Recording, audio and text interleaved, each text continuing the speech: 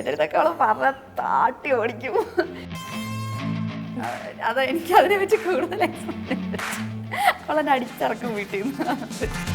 നമ്മളുടെ എവിടെയെങ്കിലും ബോർ അഭിനയം കാണുമ്പോൾ നമ്മൾ അങ്ങോട്ട് ബോറ് നമ്മൾ പറയാറുണ്ട്. നമുക്ക് അറിയാൻ പറ്റില്ല ഏതെങ്ങനെയായിരിക്കും കയറി കൊളുത്താൻ പോകുന്നത്. അപ്പൊ ഇങ്ങനത്തെ ക്യാരക്ടറാണ് കൂടുതൽ വരുന്നത് എന്നുള്ളൊരു ഇതുണ്ടോ? ക്യാരക്ടറേ വരുന്നില്ല.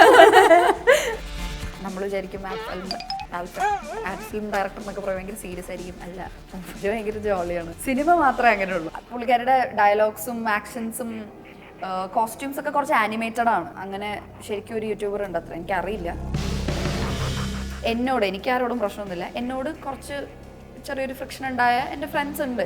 ഒരേ ഫീൽഡിൽ നിൽക്കുമ്പോൾ നമ്മുടെ അപ്പുറത്ത് നിൽക്കുന്ന ആളുടെ ഒരു ഗ്രോത്തും കൂടെ പ്രതീക്ഷിച്ച് അല്ലെങ്കിൽ ഗ്രോത്തും കൂടെ ആഗ്രഹിച്ച് നമുക്ക് കാര്യങ്ങൾ ചെയ്തു തരുന്ന ഫ്രണ്ട്സ് വളരെ കുറവാണ്. എന്ത് ചീത്ത തോട്ട് പോയാലും പക്ഷെ ജഡ്ജ്മെന്റിലല്ലാത്തൊരു ഫ്രണ്ട് വേണം എന്നുള്ളതാണ്. Female friendship is actually very pure and beautiful. എൻ്റെ ആദ്യത്തെ പടമാണ്.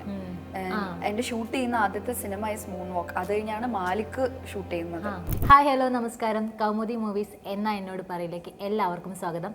ഇന്ന് നമ്മുടെ കൂടെയുള്ള ഗസ്റ്റ് മീനാക്ഷിയാണ്. ഹായ്. ഹലോ. ഏറ്റവും പുതിയ വിശേഷം എന്താ? ട്രെയിലർ ഇറങ്ങിയിട്ടുണ്ട് 2 മൂവീസിൻ്റെ. അതൊന്ന് തിയേറ്റർ എന്ന് പറഞ്ഞ മൂവിയുടെയാണ്. 2 മൂൺ വാക്ക് എന്ന് പറഞ്ഞ മൂവി. അത് ഈ മാസം മെയ് 30 റിലീസാവും. അപ്പോൾ അതിൻ്റെ പ്രൊമോഷൻസും കാര്യങ്ങളൊക്കെ നടക്കുകയാണ്. പിന്നെ 1-2 മൂവീസ് ഓൺ ദ വേ ആണ്, റിലീസ് ആവാനുണ്ട്. ഒന്ന് ഇന്ദ്രൻ ചേട്ടൻ്റെ കൂടെ, ചേട്ടൻ അഭിനയിച്ച ഒരു പടമാണ്. എനിക്ക് ചേട്ടൻ്റെ കൂടെ കോമ്പിനേഷൻ സീൻസ് ഒന്നുമില്ല. ഏഞ്ചൽ ബേബി എന്ന് പറഞ്ഞിട്ടൊരു പടം. പിന്നെ അതെനിക്ക് തോന്നുന്നു ഫെസ്റ്റിവൽ മൂവി എന്തോ ആണ്. അതെ, ഫെസ്റ്റിവൽ മൂവി എന്തോ ആണ്. പിന്നെ ഉള്ളതൊരു തമിഴ് പടമാണ്. അത് ഈ വർഷം മിഡ്വേ ഉണ്ടാവും എന്ന് വിശ്വസിക്കണം. തമിഴിൽ ഫസ്റ്റ് ഡെബ്യൂ. അതെ. എങ്ങനെ ഉണ്ടായിരുന്നത്? അത് ഭയങ്കര എക്സ്പീരിയൻസ് ആണ്. ആദ്യമായിട്ട് വേറെ ലാംഗ്വേജിൽ പോയി ചെയ്യുമല്ലേ. നമ്മൾ മറ്റേ സിനിമ കണ്ട് തമിഴ് സംസാരിക്കുന്നത്, ഞാൻ സിനിമ കണ്ടിട്ട് തെറ്റില്ലാതെ തമിഴ് സംസാരിക്കും. അത് മലയാളികൾ പൊതുവേ തമിഴ് പടം കണ്ട് തമിഴ് പഠിക്കുന്നവരാണല്ലോ. അപ്പം എനിക്കും അങ്ങനെ അറിയാം. പക്ഷെ നമ്മൾ ഡയലോഗ് തന്ന് പഠിച്ച് പറയാൻ ഡിഫറെൻ്റ് ആണെന്ന് ശരിക്കും എനിക്ക് അവിടെ ചെന്നപ്പോഴാണ് മനസ്സിലായത്. ചില വാക്കുകൾ ഇപ്പം നമ്മൾ പറയുന്നതിനൊക്കെ ഒത്തിരി ഗ്രാമർ മിസ്റ്റേക്ക് ഒക്കെ ഉണ്ടാവും. അവിടെ ചെന്ന് സംസാരിച്ച് തുടങ്ങിയപ്പോഴാണ് ഈ വാക്ക് സ്വന്തമാണോ? അതെ, സ്വന്തം. ഞാൻ അതിനകത്ത് like half Malayali half Tamil അങ്ങനെയാണ്. പക്ഷെ അതിൽ എനിക്ക് ലോങ് ഡയലോഗ്സ് ഒക്കെ വരുന്നത് തമിഴിലാണ്. അപ്പോൾ ആ ഡയലോഗ്സ് നമ്മൾ പറയുമ്പോൾ മലയാളത്തിലാണെങ്കിൽ നമുക്ക് ഗ്രാമറിനെ കുറിച്ച് ചിന്തിക്കേണ്ട കാര്യമില്ലല്ലോ. നമുക്ക് നമ്മുടെ കയ്യിൽ നിന്നിട്ട് ഡയലോഗ്സ് പറയാം. എന്തെങ്കിലും എല്ലാം മറ്റേ വേർഡ് ടു വേർഡ് പറയണം എന്നില്ല. ഞാൻ ഇതുവരെ വർക്ക് ചെയ്ത ഡയറക്ടേഴ്സ് അങ്ങനെ വേർഡ് ടു വേർഡ് പറയണം എന്ന് നിർബന്ധമുള്ളവരായിരുന്നില്ല. പക്ഷെ തമിഴിൽ വരുമ്പോൾ വേർഡ് ടു വേർഡ് പറയാല്ലെങ്കിലും കയ്യിൽ നിന്നിട്ട് ഡയലോഗ് പറയാനാണെങ്കിലും വ്യക്തമായിട്ട് വൃത്തിക്ക് ഗ്രാമർ അറിയണം. അപ്പം അങ്ങനൊരു ഇതുണ്ടായിരുന്നു. അപ്പോൾ ഡയലോഗ് പഠിച്ച് ഓർത്ത് വേർഡ് ടു വേർഡ് പഠിച്ച് പറയാന്നുള്ളതൊരു ചാലഞ്ച്. പിന്നെ സെറ്റിൽ എല്ലാവരും, നമ്മൾ മലയാളി ആയതുകൊണ്ട് സെറ്റിൽ എല്ലാവരും ഹെൽപ്പ് ചെയ്യും. എന്തെങ്കിലുമൊക്കെ ഉണ്ടെങ്കിൽ ഇപ്പം ഡബിങ്ങിലാണെങ്കിലും നമുക്ക് ഇപ്പം തമിഴ്നാട്ടിൽ വർക്ക് ചെയ്യുന്ന തമിഴ് അറിയാവുന്ന മലയാളീസ് ഉണ്ടാവുമല്ലോ, കുറേ നാളെ ഡബിങ് സ്റ്റുഡിയോയിൽ തന്നെ. അങ്ങനെ എനിക്ക് ഡബ് ചെയ്യാൻ നേരത്ത് അങ്ങനെ അവിടെ ഇരുന്ന സൗണ്ട് എഞ്ചിനീയേഴ്സ് 2 പേര് മലയാളീസ് ആയിരുന്നു. പക്ഷെ അവർ നന്നായിട്ട് തമിഴ് സംസാരിക്കും. അപ്പം അവർ ഇരുത്തിയിട്ടാണ് ചെയ്യിപ്പിച്ചത്. അപ്പം അവരെ സ്പെഷ്യലായിട്ട് ഡബിങ്ങിന് വേണ്ടിയിട്ട് അവർ വിളിച്ചതാണ്. കാരണം ചില വാക്കുകൾ ലൈക്ക് മലയാളത്തിലേക്ക് ആക്കണമെങ്കിൽ തമിഴിലേക്ക് ആക്കണമെങ്കിൽ ഇറ്റ് ഹെൽപ്സ്. അപ്പം അവരാകുമ്പോൾ നമുക്ക് ഒരു സപ്പോർട്ട് ഉണ്ടാവുമല്ലോ. ഇത് ഏത് മൂവി അനൗൺസ് ചെയ്തോ? മൂവി അനൗൺസ് ചെയ്തിട്ടില്ല. സിംഗ എന്നാണ് മൂവിയുടെ പേര്. അനൗൺസ് ചെയ്തിട്ടില്ല. അതിന്റെ ട്രെയിലർ ഒന്നും റിലീസ് ആയിട്ടില്ല. പോസ്റ്റ് പ്രൊഡക്ഷൻ നടന്നുകൊണ്ടിരിക്കുക. ഇപ്പൊ മൂൺ വോക്ക് ആണല്ലേ ഏറ്റവും പുതിയതായിട്ട് റിലീസ് ചെയ്തിരിക്കുന്നത്. മൂൺ വോക്ക് എന്താണ് പടം? Moon walk actually moon walk എന്ന് കേൾക്കുമ്പോൾ നമുക്ക് എല്ലാവർക്കും മൈക്കിൾ ജാക്സൺ മൂൺ വോക്ക് ആണ് സംഭവം. അത് തന്നെയാണ്. ഇപ്പോൾ പണ്ടെന്ന് പറയുമ്പോൾ ഇപ്പോഴത്തെ പോലെ ആർട്ടിനെ അത്ര സപ്പോർട്ട് ചെയ്യുന്ന ഒരു സൊസൈറ്റി അല്ല പണ്ടുണ്ടായിരുന്നു. ഇപ്പം അതിൻ്റെ പെർസെൻറ്റേജ് വളരെ കൂടിയിട്ടുണ്ട്. പക്ഷെ പണ്ട് അതിൻ്റെ പെർസെൻറ്റേജ് വളരെ കുറവായിരുന്നു. ആർട്ടിനെ ഇങ്ങനെ സപ്പോർട്ട് ചെയ്യുന്ന, അല്ലെങ്കിൽ ഇപ്പോൾ ഡാൻസോ പാട്ടോ ചെയ്യാന്ന് പറയുമ്പോൾ അതൊരു പ്രൊഫഷനായിട്ട് എടുക്കണം എന്നുള്ളതിനെ സപ്പോർട്ട് ചെയ്യുന്ന, അല്ലെങ്കിൽ അതിനെ വീട്ടുകാരും സൊസൈറ്റിയും അങ്ങനത്തെ ആളുകൾ കുറവായിരുന്നു. അപ്പോൾ നമ്മൾ ഈ സിനിമയുടെ ഷൂട്ടിൻ്റെ സമയത്ത് ചെല്ലുമ്പോഴാണ് ഇപ്പോൾ ഒത്തിരി അങ്ങനത്തെ പഴയ ഡാൻസേഴ്സ് ഉണ്ട്. സപ്പോർട്ട് കിട്ടാത്തത് കൊണ്ട് അവർക്കൊരു അതൊരു പ്രൊഫഷനായി തിരഞ്ഞെടുക്കാൻ പറ്റാത്ത, അല്ലെങ്കിൽ അതിനെല്ലാം എതിർത്ത് പ്രൊഫഷനായി അത് ചൂസ് ചെയ്ത് ഇപ്പോൾ സക്സസ്ഫുൾ ആയിട്ട് മുമ്പോട്ട് പോകുന്ന ഒത്തിരി ഡാൻസേഴ്സിനെ നമ്മൾ കണ്ടിട്ടുണ്ട്. അപ്പോൾ അതാണ് ഈ സിനിമ. പക്ഷെ ഫുള്ളി ഇതൊരു ഡാൻസ് പടമല്ല, ഒരു ഫാമിലി ഡ്രാമ എൻ്റർടൈൻമെൻ്റ് ആണ് പടം.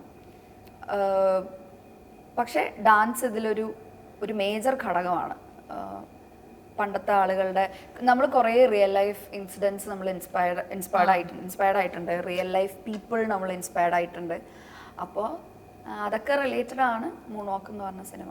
ഇങ്ങനെ ഇപ്പോൾ പറഞ്ഞതുപോലെ ഇൻസ്പയർഡ് ആയിട്ടുള്ള കുറച്ച് ആൾക്കാരെ മീറ്റ് ചെയ്തിട്ട് സംസാരിച്ചിട്ടുണ്ടോ? അപ്പം അവരെന്തെങ്കിലും കഥ? ഞാൻ ശരിക്കും, എനിക്ക് ഈ സിനിമയിൽ ഡാൻസ് ഇല്ല. ഇതിലുള്ള നമ്മുടെ കുറച്ച് ആൺകുട്ടികളുണ്ട്, അവരാണ് ഇതിനകത്ത് major the team, the moon വാക്ക് അല്ലെങ്കിൽ ഓപ്പോസിറ്റ് ഡാൻസ് ടീം എന്നൊക്കെ പറയുന്നത് എല്ലാം ചെക്കന്മാരാണ്.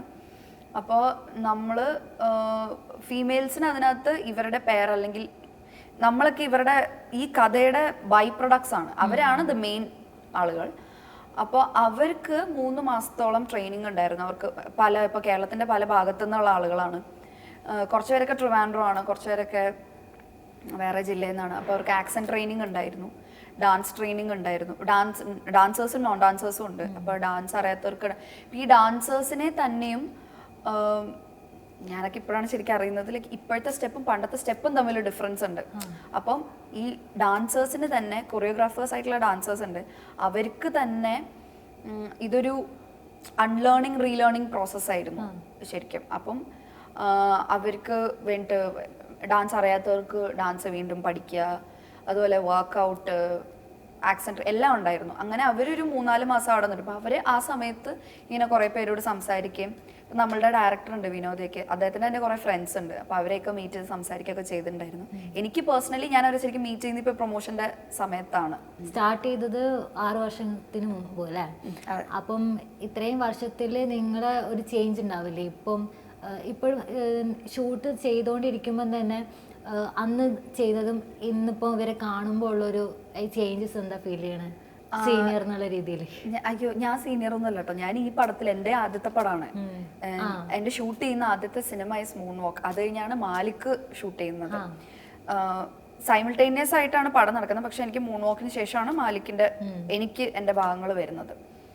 ഇവര് ലൈക്ക് ഞാൻ പറഞ്ഞില്ലേ, ഇപ്പം ഞാൻ അവിടെ ചെല്ലുന്ന സമയത്ത് ബോയ്സ് ഓൾറെഡി അവിടെ ഒരു ഗ്യാങ് ഉണ്ട് അവർക്ക്. അവർ 3-4 മാസമായിട്ട് ഒരുമിച്ച്, അവർ താമസിക്കുന്നത് ഒരുമിച്ച് നിന്ന് ട്രെയിനിങ് സെഷൻസ് ഒക്കെ എടുത്ത് അവർ ഓൾറെഡി അവിടെ ഒരു ഫ്രണ്ട്സ് ഗ്യാങ് ഉണ്ട്. ഞാൻ അതിൻ്റെ ഇടയിലേക്ക് ചെല്ലുന്നത്. അപ്പം എനിക്ക് തീർച്ചയായിട്ടും ഒരു പേടി ഉണ്ടായിരുന്നു. നമ്മൾ ഒരു സ്ഥലത്തേക്ക് നമ്മൾ കയറി ചെല്ലുകയാണല്ലോ, പുതിയതായിട്ട് കയറി ചെല്ലുമ്പോൾ. പക്ഷെ അവർ നന്നായിട്ട് തന്നെയാണ്, വാം വെൽക്കം ആയിരുന്നു, ആക്സെപ്റ്റ് ചെയ്തതും നമ്മളോട് കമ്പനി ആയതും ഒക്കെ അടിപൊളിയായിട്ട് തന്നെയായിരുന്നു. അന്നുള്ള സ്നേഹം തന്നെ അവർക്ക് ഇപ്പോഴും ഉണ്ട്. പിന്നെ ഈ പറഞ്ഞ പോലെ പടത്തിൽ ഇവർക്ക് കുറേ ലൈക്ക് 1-2 ലുക്ക് ചേഞ്ചസ് വരുന്നുണ്ട്. പിന്നെ അന്ന് കണ്ടവർ ഇന്ന് കണ്ടവർ തമ്മിൽ ഡിഫറൻസ് ഉണ്ട് കാഴ്ചയിൽ തന്നെ. കാരണം ഞാനന്ന് കാണുന്ന സമയത്ത് മറ്റേ മറ്റൊരു ഹിപ്പി കൾച്ചർ ആയിരുന്നു. ഹിപ്പിയൊക്കെ ഹെയർ, അതെ, അടിയിൽ ഇങ്ങനെ ലെങ്ത് ഒക്കെ ചെയ്ത് ഉള്ള ഹെയർ, കോസ്റ്റ്യൂംസ് അങ്ങനെയാണ്. അപ്പോൾ ഇവരെ അന്ന് കാണുമ്പോൾ ഭയങ്കര പഴയ ആൾക്കാരായിട്ടാണ് തോന്നിയത്. ഇന്നാണ് ശരിക്കും അവരുടെ റിയൽ ഇത് നമ്മൾ കാണുന്നത്.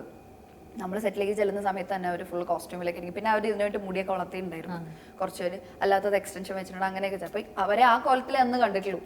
ഇപ്പോഴാണ് ഇവരുടെ ഒറിജിനൽ രൂപത്തിൽ നമ്മൾ കാണുന്നത്. അപ്പം ആ ഒരു ഡിഫറൻസേ ഉള്ളൂ, അല്ലാതെ ആ ഫ്രണ്ട്ഷിപ്പും കാര്യങ്ങളും ഒക്കെ ഇപ്പോഴും അതുപോലെ തന്നെ. പിന്നെ എനിക്ക് കഴിഞ്ഞ കൊല്ലം വരെ അവർക്ക് ഷൂട്ട് നടന്നുകൊണ്ടിരിക്കുകയായിരുന്നു, ഒരു പാച്ച് വർക്ക് റീവർക്ക് ഒക്കെ ആയിട്ട് അങ്ങനെ നടന്നുകൊണ്ടിരിക്കുകയായിരുന്നു. ഇപ്പം അതുപോലെ തന്നെ തിയേറ്റർ എന്ന് പറഞ്ഞ മൂവിയുടെ ആ മൂവിയിലേക്ക് എങ്ങനെ എത്തുന്നത്? ഇപ്പൊ ബിരിയാണിക്ക് ശേഷം സജിൻ ബാബു ചെയ്യുന്ന ഒരു പടമാണ്. ആ ഒരു കോള് വന്നപ്പോൾ എങ്ങനെ ഉണ്ടായിരുന്നു? എനിക്ക് ഈ പറഞ്ഞ കണക്ക് ബിരിയാണി ഒരു ബ്രാൻഡാണല്ലോ. പിന്നെ ഒത്തിരി ലൈക്ക് സ്റ്റേറ്റ് അവാർഡ്സ് കിട്ടിയിട്ടുണ്ട്. ഇപ്പം കനി ചേച്ചിക്ക് സ്റ്റേറ്റ് അവാർഡ് കിട്ടിയിട്ടുള്ള പടമാണ്. അപ്പം ബിരിയാണിയുടെ ഡയറക്ടർ സജിൻ ബാബു പടം എടുക്കുന്നു. അപ്പം എന്തായാലും ഒരു ഗ്യാരണ്ടി ഉണ്ടാവും. അപ്പം അതിനകത്ത് ക്യാരക്ടർ എന്താ, റോൾ എന്താണെന്നൊന്നും കേൾക്കാൻ സമയമില്ല. സജിൻ ബാബു അദ്ദേഹത്തിൻ്റെ പടമാണെന്ന് പറയുമ്പോൾ ഓക്കെ അല്ലേ വന്ന് ചെയ്യാം എന്നുള്ളത്. ഞാൻ അതിനകത്ത് ഭയങ്കര ചെറിയൊരു ക്യാരക്ടറാണ് ചെയ്തിരിക്കുന്നത്. പക്ഷേ അതാണ്, ഈ director itself is A brand. അല്ലെങ്കിൽ മൂപ്പര് ചെയ്യുന്ന സിനിമകൾക്ക് അത്ര ക്വാളിറ്റി ഉണ്ട്. അദ്ദേഹത്തിന്റെ സിനിമകൾ അത്രയും ഇപ്പൊ ഫെസ്റ്റിവൽസിനൊക്കെ പ്രദർശിപ്പിക്കുന്ന പടമാണ്, അവാർഡ്സിനൊക്കെ പോകുന്ന പടമാണ്. അപ്പം അതുകൊണ്ട് ഇപ്പൊ നമുക്കതിൽ നോ പറയേണ്ട കാര്യമൊന്നുമില്ലല്ലോ. അതുകൊണ്ട് സാർ എങ്ങനെയാന്ന് വെച്ചാൽ മൂപ്പര് പറയും, നല്ലതാണെങ്കിൽ നമ്മളെ അപ്രീഷിയേറ്റ് ചെയ്യും, മാറ്റേണ്ട കാര്യം മാറ്റണം എന്ന് പറയും. നമ്മൾ നന്നായിട്ട് ചെയ്താൽ അത് ഭയങ്കര ഒരു ബൂസ്റ്റാണ്. നമ്മൾ പെർഫോം ചെയ്യുമ്പോൾ നമ്മൾ നന്നായിട്ട് ചെയ്തിട്ടുണ്ടെങ്കിൽ നമ്മളെ അപ്രീഷിയേറ്റ് ചെയ്യുമ്പോൾ നമുക്ക് ഭയങ്കര സന്തോഷം വരും. നമുക്കതൊരു ബൂസ്റ്റാണ്. പ്രത്യേകിച്ച് സാറിനെ പോലത്തെ ഒരാൾ പറയുമ്പോൾ ഭയങ്കര സന്തോഷം അങ്ങനെ ഫീൽ ചെയ്ത് നമുക്ക്. അതായത് കൊമേഴ്ഷ്യൽ പടത്തിനെ അപേക്ഷിച്ച് ആർട്ട് മൂവിയിൽ വർക്ക് ചെയ്തുകൊണ്ട് എന്തെങ്കിലും ചേഞ്ചസ് സെൽഫായിട്ട് തോന്നിയിട്ടുണ്ടോ? ഇല്ല, എനിക്കങ്ങനെ ഡിഫറൻസ് ഫീൽ ചെയ്തിട്ടില്ല കേട്ടോ. ബിക്കോസ് എൻ്റെ ക്യാരക്ടർ അതിൽ അങ്ങനത്തെ ഒരു ക്യാരക്ടറാണ്. എൻ്റെ ക്യാരക്ടർ കുറച്ചൊരു എക്സെൻട്രിക് ക്യാരക്ടറാണ്. ഞാനതിലൊരു യൂട്യൂബറാണ്. അപ്പം അങ്ങനെ ശരിക്കും ഒരു യൂട്യൂബർ ഉണ്ട് അത്ര എനിക്കറിയില്ല. അപ്പോൾ എനിക്ക് ഇതിൻ്റെ റെഫറൻസ് അയച്ചു തരുമ്പോഴാണ് ഈ 37 ഞാനും കാണുന്നത്. എനിക്കറിയില്ല അങ്ങനെ ഒരു പുള്ളിക്കാരി ഉണ്ടായിരുന്നു എന്നുള്ളത്. അപ്പം അതിൽ ആ പുള്ളിക്കാരി കുറച്ച് ഓവറാണ്. ഇപ്പം പുള്ളിക്കാരിയുടെ ഡയലോഗ്സും ആക്ഷൻസും കോസ്റ്റ്യൂംസ് ഒക്കെ കുറച്ച് ആനിമേറ്റഡ് ആണ്. മൊത്തത്തിൽ കോസ്റ്റ്യൂം ഒക്കെ കാണുമ്പോൾ നമുക്കറിയാം. അങ്ങനത്തെ ഓർണമെന്റ്സും ഫുൾ ആക്സസറീസ്, ഡ്രസ്സ്, ഷോർട്സ് ഒക്കെ അങ്ങനത്തെയാണ് പുള്ളിക്കാരി യൂസ് ചെയ്യുക. അപ്പോൾ എനിക്ക് അതുകൊണ്ട് ഇപ്പോൾ പൊതുവേ ഞാനിങ്ങനെ കേട്ടിട്ടുണ്ട്, അല്ലെങ്കിൽ കണ്ട സിനിമയിലാണെങ്കിൽ ഡയലോഗ്സ് കുറച്ച് കുറവായിട്ട് കൂടുതൽ ആക്ഷൻസ് അങ്ങനെയുള്ള പറയും. പക്ഷെ എനിക്ക് അങ്ങനെ അല്ലാതെ എനിക്ക് ഫുള്ള് ഡയലോഗ്സ് ആയിരുന്നു. ഡയലോഗ്സും ആക്ഷൻസും ഒക്കെ എനിക്ക് കുറച്ച് ആനിമേറ്റഡ് ആയിരുന്നു. അതുകൊണ്ട് എനിക്ക് അങ്ങനെ അത്ര ഒരു മേജർ ഡിഫറൻസ് ഫീൽ ചെയ്തില്ല. അല്ലെങ്കിൽ ഇതിന് ബാക്കിയുള്ള ആക്ടേഴ്സിനോട് ചോദിക്കണം എന്താണ് അവർക്ക് ഫീൽ ചെയ്യുന്നത്. എനിക്ക് പിന്നെ നമുക്ക് ആ ഒരു ആഡ് ഫിലിം അങ്ങനത്തെ ഒരു സെറ്റ് ഭയങ്കര സൈലന്റ് സെറ്റ് ഒന്നും അല്ല കേട്ടോ. സൈൻ ചേട്ടൻ ഭയങ്കര ഫണ്ണിയാണ്. മൂപ്പര് ഭയങ്കര ജിൽ നിൽക്കുന്ന ആളാണ്. ഭയങ്കര തമാശയൊക്കെ പറയുന്ന ഒരാളല്ലാതെ നമ്മൾ വിചാരിക്കും ആഡ് ഫിലിം ഡയറക്ടർ എന്നൊക്കെ പറയുമ്പോൾ ഭയങ്കര സീരിയസ് ആയിരിക്കും. അല്ല, മൂപ്പര് ഭയങ്കര ജോളിയാണ്. ഇപ്പം മീനാക്ഷിക്ക് ഇപ്പൊ പറഞ്ഞതുപോലെ എക്സെൻട്രിക് ആണെന്ന് പറഞ്ഞു. ഇപ്പൊ പ്രേമരൂലാണെങ്കിലും ഏതാണ്ട് അതേപോലത്തെ ഒരു ക്യാരക്ടർ ആണല്ലോ. അപ്പൊ ഇങ്ങനത്തെ ക്യാരക്ടറാണ് കൂടുതൽ വരുന്നതെന്നുള്ളൊരു ഇതുണ്ടോ? ക്യാരക്ടറേ വരുന്നില്ല. അങ്ങനൊന്നുമില്ല. നമ്മള് അങ്ങനെ ചൂസ് ചെയ്യാനുള്ള ലെവലിലേക്കൊന്നും എത്തിയിട്ടില്ല എന്നാണ് ഞാൻ വിശ്വസിക്കുന്നത്. നമുക്ക് എന്ത് ക്യാരക്ടർ വന്നാലും ചെയ്യാന്നുള്ളത്. നമുക്ക് ഇപ്പോഴത്തെ ഒരു സാഹചര്യത്തിൽ എന്താണെന്ന് അറിയോ, ഇപ്പൊ എവിടെയാണ് കയറി ക്ലിക്ക് ചെയ്യുന്നത് നമുക്ക് പറയാൻ പറ്റില്ല. ഒരു ചെറിയൊരു എക്സാമ്പിൾ പറയാനാണെങ്കിൽ, ഞാനിപ്പം നായികയിലൊരു ഇത് ചെയ്തിരുന്നു. അത് ചെയ്യുന്ന സമയത്ത് ആ പാട്ട് ഐസദീസ് 10 മാന്നിട്ട് പാട്ട് പാടി. ആ പാട്ട് പാടുന്ന സമയത്ത് ഇപ്പൊ അറിയുന്നത്ര എത്ര പേർക്ക് അറിയാമെന്ന് എനിക്കറിയില്ല, പക്ഷെ ഇപ്പൊ അറിയുന്നത്ര ആളുകളിലേക്ക് പോലും അത് എത്തുന്നു നമ്മൾ പ്രതീക്ഷിച്ചിട്ടല്ല ചെയ്യുന്നത്. കാരണം ഇപ്പൊ കുറേയും കൂടെ ഇപ്പം സോഷ്യൽ മീഡിയ, യൂട്യൂബ് അതൊക്കെ കുറച്ചുകൂടെ വാസ്റ്റ് ആണല്ലോ. അപ്പൊ നമുക്ക് അറിയാൻ പറ്റില്ല ഏതെങ്ങനെയായിരിക്കും കയറി കൊളുത്താൻ പോകുന്നത്. പാൽമണക്കത് ഫോർ എക്സാമ്പിൾ, ഞാൻ വിചാരിച്ചിട്ടില്ല പാൽമണക്കതൊക്കെ ഇങ്ങനെ കയറുന്നൊന്നും. ഇപ്പൊ ഞാൻ എവിടെ പോയാലും എന്നെ കൂടെ പാൽമണക്കത് പഠിപ്പിക്കും. അപ്പൊ നമ്മളത് വിചാരിക്കുന്നില്ല. അപ്പം ഞാൻ ആലോചിക്കുമ്പം ആ ക്യാരക്ടറിൽ ഏറ്റവും ആളുകൾ ഓർത്തിരിക്കുന്നത് പാൽമണക്കതാണ്.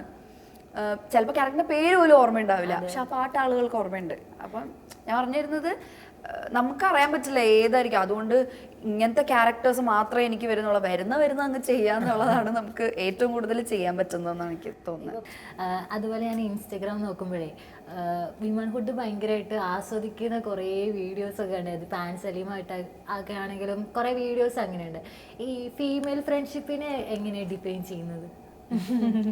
Female friendship is actually very pure and beautiful. എനിക്ക് തോന്നുന്നു ഞാൻ ഭയങ്കര ഫിലോസഫിക്കലായിട്ട് പറയുന്നതല്ല, ഞാൻ എൻ്റെ ഒരു എക്സ്പീരിയൻസ് വെച്ചിട്ട് പറയാം കേട്ടോ.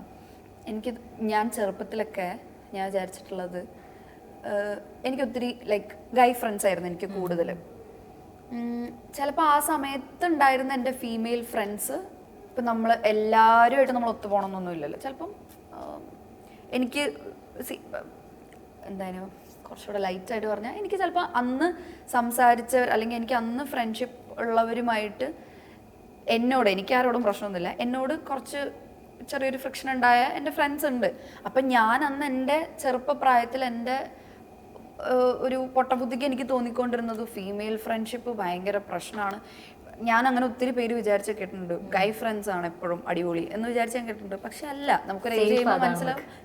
പക്ഷെ ഒരു ഏജ് കഴിയുമ്പോൾ നമുക്ക് മനസ്സിലാവും നമുക്ക് നമ്മളെ തന്നെ സേഫ് ആക്കാൻ പറ്റും, നമുക്ക് അതിനുള്ള കേപ്പബിലിറ്റി ഉണ്ട്. Plus it all depends upon like person to person. നമുക്ക് ഒരിക്കലും ഫീമെയിൽ ഫ്രണ്ട്സ് നമ്മളെ മറ്റേ പറ്റിക്കും, അല്ലെങ്കിൽ അവർ പ്രശ്നമാണ്, മെയിൽ ഫ്രണ്ട്സ് ആണ് നമുക്ക് സപ്പോർട്ട്, അങ്ങനെ ഒന്നുമില്ല. It all depends upon person to person. അത് മെയിൽ ആയാലും ഫീമെയിൽ ആയാലും. അങ്ങനെ ഞാൻ നോക്കുമ്പോൾ എനിക്ക് ലൈക്ക് എൻ്റെ മെയിൽ ഫ്രണ്ട്സിൻ്റെ അടുത്തൊന്നും അങ്ങനെ എനിക്ക് ഫ്രിക്ഷൻ അല്ലെങ്കിൽ പ്രശ്നങ്ങളുണ്ടായ എൻ്റെ മെയിൽ ഫ്രണ്ട്സും ഉണ്ട് പിന്നീട് ഞാൻ ചിന്തിക്കുമ്പോൾ. അപ്പം പിന്നെയാണ് എനിക്ക് മനസ്സിലായത്, എനിക്ക് ശരിക്കും ഇപ്പം ആൻ്റെ കാര്യം പറഞ്ഞപ്പോൾ അവൾ എന്നെ ഇത് പറഞ്ഞാൽ ചിലപ്പോൾ അവൾക്ക് ഇഷ്ടമല്ല ഇങ്ങനെ സംസാരിക്കുന്നത്. പക്ഷേ ടു ബി ഓണസ്റ്റ് ലൈക്ക് എനിക്ക് ഞാനും ആനും കൂടുള്ളൊരു ഫ്രണ്ട്ഷിപ്പിന് ശേഷമാണ് ഞങ്ങൾ അങ്ങനെ ഒന്നും ഭയങ്കര ചീസി ആയിട്ടൊന്നും സംസാരിക്കാറില്ല കേട്ടോ. എൻ്റെ അടുത്തൊക്കെ അവൾ പറഞ്ഞ താട്ടി ഓടിക്കും. അല്ല, ഞങ്ങൾ ഇതുവരെ അങ്ങോട്ടും ഇങ്ങോട്ടും അത്ര ചീസി ആയിട്ടൊന്നും സംസാരിക്കില്ല. പക്ഷേ we know how much we love each other. അവൾ പക്ഷേ എനിക്ക് അവളും ഞാനും കൂടുള്ളൊരു ഫ്രണ്ട്ഷിപ്പ് വന്നേ പിന്നാണ് how beautiful a female friendship can be എന്നുള്ളത് എനിക്ക് ശരിക്കും മനസ്സിലായത്. ശരിക്കും ആ ഒരു ഇമേജ് എനിക്ക് മാറ്റിയത് ഞങ്ങളുടെ ഫ്രണ്ട്ഷിപ്പാണ്. അത് എനിക്ക് അതിനെ പറ്റി കൂടുതൽ എക്സ്പ്ലെയിൻ ചെയ്യാൻ പറ്റും. അവളെന്നെ അടിച്ചിറക്കും വീട്ടിൽ നിന്ന്. എനിക്ക് അതിനെപ്പറ്റി കൂടുതൽ എക്സ്പ്ലെയിൻ ചെയ്യാൻ പറ്റില്ല. പക്ഷേ എനിക്ക് ഐ ബിലീവ് നമ്മൾ മറ്റേ ഫീമെയിൽ ഫ്രണ്ട്സാണ് അടിപൊളി, മെയിൽ ഫ്രണ്ട്സാണ് അടിപൊളി, അങ്ങനെയല്ല. It all depends upon person to person. പക്ഷേ ഫീമെയിൽ ഫ്രണ്ട്ഷിപ്പ് ബ്യൂട്ടിഫുൾ ആണെന്ന് ശരിക്കും നമുക്ക് നല്ലൊരു പ്യുവർ ഫീമെയിൽ ഫ്രണ്ട് വരുമ്പോഴായിരിക്കും മനസ്സിലാവുക. വി ക്യാൻ ഷെയർ എവ്രിതിങ് എന്ന് പറഞ്ഞു കഴിഞ്ഞാൽ any dam thing in this world. നമ്മൾ വിചാരിക്കാത്ത എന്തൊരു കാര്യവും നമുക്ക് ഡിസ്കസ് ചെയ്യാം. നമുക്ക് സത്യം നമുക്ക് സ്വയം കുറേ ഗ്രൂം ചെയ്യാം. നമ്മളുടെ ചിലപ്പോൾ തോട്ട് പ്രോസസ്സ് ചിലപ്പോൾ ഭയങ്കര സെയിം ആയിരിക്കും. ഇമോഷണൽ ഫ്ലക്ച്വേഷൻസ് ചിലപ്പോൾ സെയിം ആയിരിക്കും. ഇതൊക്കെ ചുമ്മാ റാൻഡമായിട്ട്. ഇൻഫാക്ട് എനിക്ക് അവളുടെ അടുത്ത് എന്നിട്ട് എടി എൻ്റെ തലയിൽ എന്ത് ചീത്ത തോട്ട് പോയാലും പക്ഷെ ജഡ്ജ്മെൻറ്റിലല്ലാത്തൊരു ഫ്രണ്ട് വേണം എന്നുള്ളതാണ്. അപ്പം എനിക്ക് അവൾ ജഡ്ജ് ചെയ്യുന്നുള്ള പേടി കൂടാൻ എനിക്ക് എടി ഞാനിത് ഇങ്ങനെ ചിന്തിച്ചു, പക്ഷേ അതിങ്ങനെ will have A like very healthy conversation and A discussion. അപ്പം എനിക്ക് അവളുടെ അടുത്തുനിന്ന് കുറച്ച് ഇൻപുട്സ് കിട്ടും, ഞാൻ എൻ്റെ കുറച്ച് ഇൻപുട്സ് ഇടും.